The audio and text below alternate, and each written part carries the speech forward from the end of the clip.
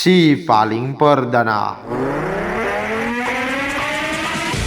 Seorang pengendara ojek online atau ojol ditangkap polisi karena mengancam pengendara lain menggunakan senjata tajam di Jalan Cideng, Gambir, Jakarta Pusat. Pada Jumat 31 Januari lalu, tim Buser Polsek Metro Gambir dan tim Resmo Polda Metro Jaya telah melakukan pemetaan atau mapping alamat terduga pelaku di Capos Peninggalan Ciledug. Pelaku berinisial AR usia 31 tahun itu telah mengancam pengendara lain menggunakan senjata tajam jenis golok. Selain celana dan helm yang dilakukan pelaku saat kejadian. Selanjutnya pelaku ditangani di Polda Metro Jaya untuk dilakukan penyelidikan dan penyidikan lebih lanjut.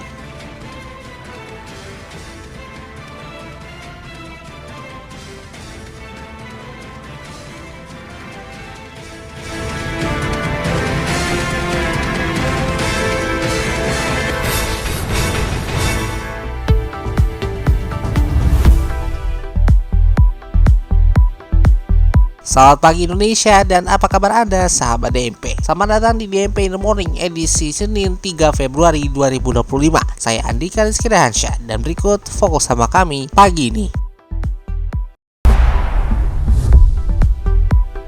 Rancangan BUMN akan segera disahkan, akan ada Danantara. Seorang warga negara Tiongkok diperas di Bandara Internasional Soekarno-Hatta. Serta dari dunia olahraga, Jai Ijes dirumorkan didekati oleh Juventus.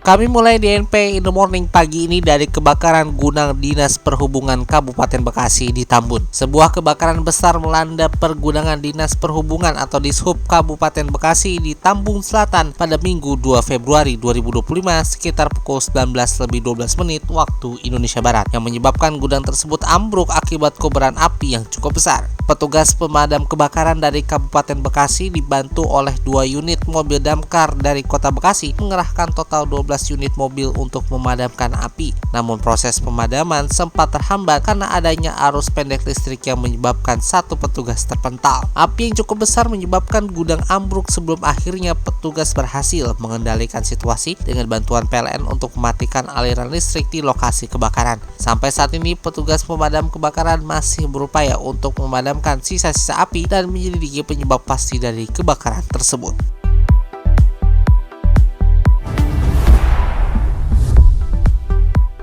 Baru-baru ini geger fenomena banyaknya warga negara asing asal Tiongkok yang memberikan tips dan menyogok petugas imigrasi Bandara Soekarno-Hatta.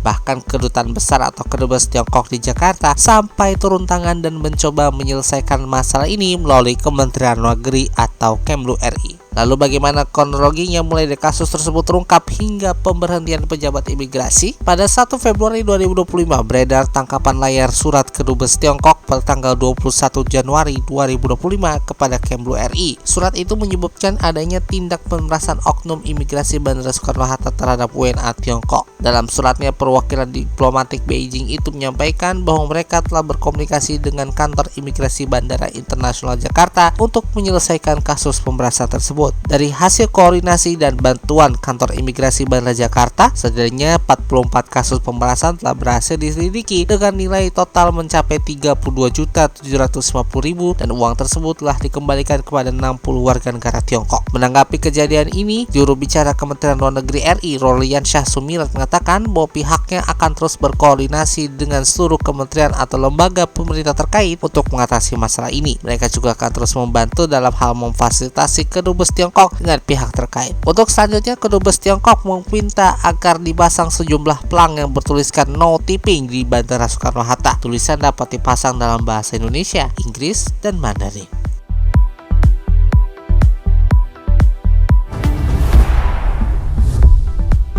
Dewan Perwakilan Rakyat atau DPR RI akan mengesahkan revisi Undang-Undang Badan Usaha Milik Negara atau RUU BUMN pada sidang paripurna mendatang pada Selasa 4 Februari 2025. Bait baru ini salah satunya akan menjadi dasar hukum pembentukan Badan Pengelola Investasi Daya Anak Gata Nusantara atau BPI Danantara. BPI Danantara sendiri adalah institusi baru yang akan dibentuk oleh Presiden Prabowo Subianto untuk mengelola semua aset kekayaan negara. Badan ini diharapkan akan menjadi super holding BUMN sekaligus penyedia dana untuk membiayai pembangunan. Berdasarkan keputusan Presiden Republik Indonesia atau Kepres nomor 142/P tahun 2024, Mulyaman Hadad sebagai Kepala BPI Danantara dan Kaharudin Cenot Daeng Mayembeang sebagai Wakil Kepala BPI Danantara. Danantara disebut akan mengelola investasi di luar anggaran pendapatan dan belanja negara atau APBN dan memiliki fungsi yang berbeda dengan Kementerian BUMN. Pembentukan Danantara juga akan membantu mengurai konflik kepentingan melalui pemisahan yang tegas antara fungsi regulasi dan operasionalisasi BUMN yang sebelumnya berada di bawah tanggung jawab langsung Kementerian BUMN. Danantara diharapkan dapat menjadi katalisator pertumbuhan ekonomi. Caranya adalah mengkonsolidasikan aset-aset penting dan mengoptimalkan entitas kekayaan negara untuk meningkatkan kesejahteraan nasional dan daya saing global sekaligus memanfaatkan sumber daya tersebut untuk mendukung target dan program pemerintah.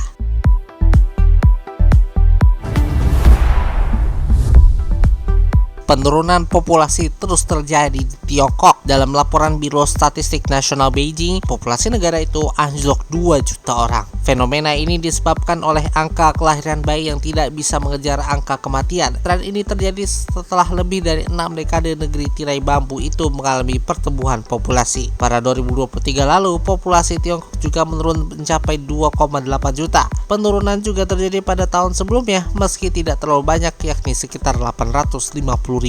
Kepala Risiko Negara Asia di BMI, Darren Tao, mengatakan tren penurunan yang berlanjut bisa menjadi ancaman untuk angkatan kerja Tiongkok, termasuk juga menghadapi pertumbuhan PDB per tahun selama 10 tahun ke depan. Economic Intelligence Unit atau EIU mengatakan populasi akan menyusut pada 2020 menjadi 1,317 miliar penduduk, kemudian akan mulai menurun hingga setengah mencapai 730 juta pada tahun 2100. Tai dari BMI menjelaskan kenaikan biaya mengurus anak menjadi alasan dari keluarga Tiongkok untuk enggan memiliki anak. Menurutnya ini karena mereka hidup di negara maju, sebab semakin maju sebuah negara akan membuat biaya membesarkan anak semakin mahal. Ia menuturkan di negara maju perlu banyak memerlukan investasi yang besar untuk setiap anak. Tiongkok juga menghadapi masalah selain tingkat penurunan populasi yang tajam, yakni risiko lonjakan beban fiskal dari masyarakat berusia tua dan pensiunan yang perlu insentif untuk tetap hidup.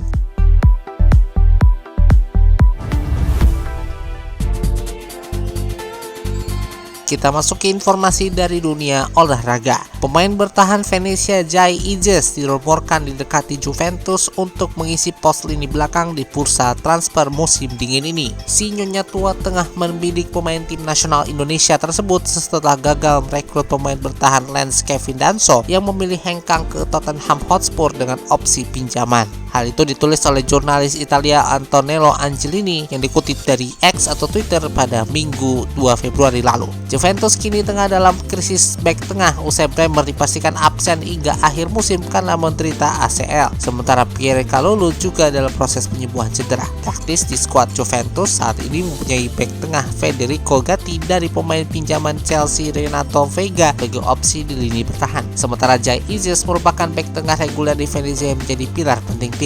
Pemain berusia 24 tahun tersebut telah mencatatkan total 21 penampilan dan semuanya sebagai starter untuk tim yang bermarkas di kota Venice, Italia itu. Kontrak pemain yang total mencatatkan 9 penampilan dan 1 gol bersama skuad Garuda tersebut bersama Venezia masih tersisa hingga 30 Juni 2027. Nilai pasar Jai Ijes saat ini ditaksir oleh Transfer Market di kisaran 3,1 juta euro.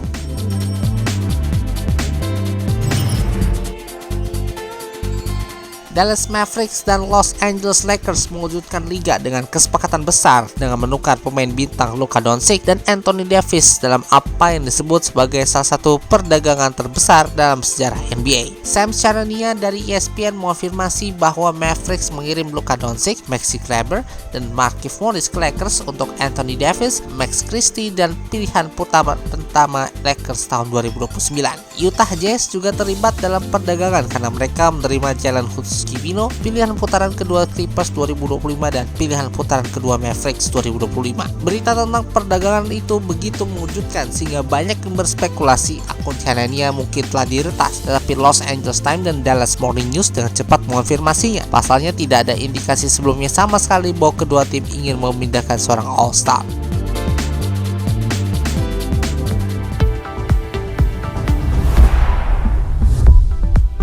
Sekian DNP in the Morning edisi 3 Februari 2025. Dengarkan terus DNP in the Morning setiap Senin hingga Jumat di platform manapun Anda mendengarkan podcast ini, di situs kami dnpmedianetwork.com serta di kanal YouTube kami DNP Media Network. Ikuti juga berita faktual dan terkini lainnya di akhir pekan dalam DNP on the Weekend setiap Sabtu dan Minggu. Kritik dan saran bisa Anda sampaikan melalui surel kami di redaksi @dnpmedianetwork.com serta kunjungi situs kami di dnpmedianetwork.com untuk mendapatkan informasi yang faktual dan terkini lainnya. Wakili kerabat kerja bertugas, saya Andika Rizky Rahansyah. Terima kasih atas perhatian Anda. Ini adalah DNP Integrated News, lebih informatif, lebih terinformasi. Selamat pagi Indonesia dan selamat beraktivitas.